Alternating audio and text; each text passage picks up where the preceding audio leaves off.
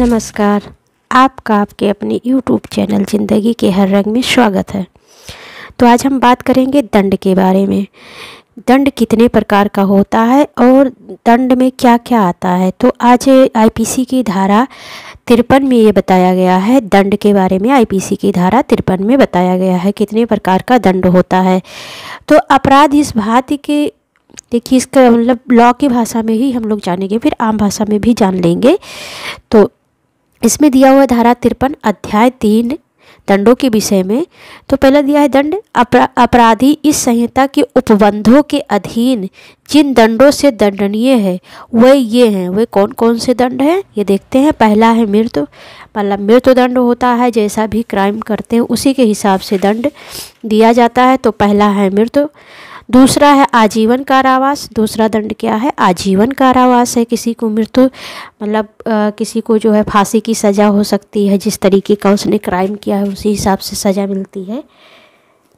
तो पहला है कि फांसी की सज़ा जैसा क्राइम किया होगा। दूसरा है आजीवन कारावास, या तो उसको आजीवन कारावास हो सकता है।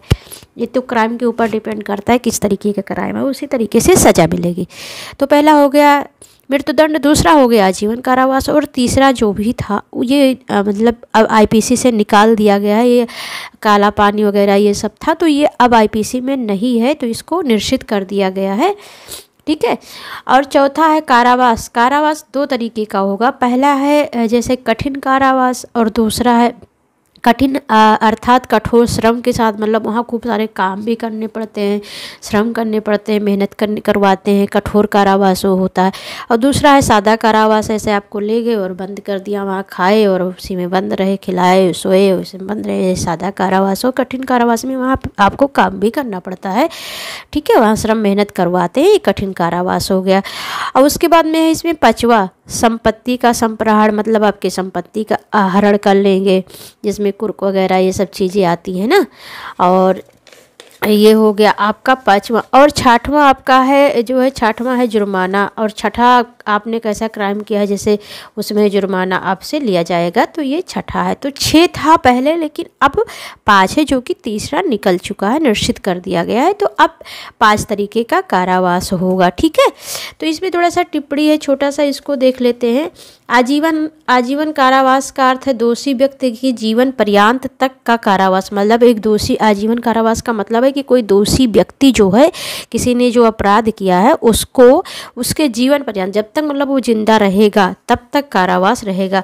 उससे कम नहीं होगा। जब तक वो जिंदा रहेगा जब तक उसको कारावास में, जेल में रहना होगा। चूँकि प्रत्येक व्यक्ति के जीवन की अवधि निश्चित है, अनिश्चित है। मतलब किसी भी व्यक्ति का जीवन ये तो निश्चित नहीं है कि इतने साल तक ये जीवित रहेगा, तो इसी हिसाब से उसको कारावास दे दिया जाएगा, ये तो निश्चित नहीं है ना। तो इसीलिए प्रत्येक व्यक्ति की जो है जीवन, मतलब कितना जिंदा रहेगा ये निश्चित नहीं है, तो इसलिए वो अनिश्चित है। तो जीवन पर्यंत मतलब जब तक उसका जीवन है तब तक उसको कारावास लगेगा। इसलिए आजीवन कारावास एक निश्चित अवधि का कारावास नहीं है। ये निश्चित नहीं है कि इतने साल तक इसको कारावास रहेगा, जेल में रहेगा, इसलिए वो आजीवन कारावास कहलाता है। ये किस केस में बताया गया? गोपाल विनायक गोंडसे बनाम राज्य के केस में बताया गया है। इस केस में ये कहा गया कि कोई व्यक्ति का जीवन निश्चित नहीं है, इसलिए उसको जो है आजीवन कारावास कहा गया है। ठीक है, जब तक वो जीवन पर्यंत तक कारावास में रहेगा। तो उम्मीद करती हूँ कि थोड़ा सा अच्छा लगा होगा तो लाइक कर दीजिएगा, और नए हो तो बेल के साथ सब्सक्राइब कर लीजिएगा, और आप हमारे मित्र हैं तो शेयर कीजिएगा।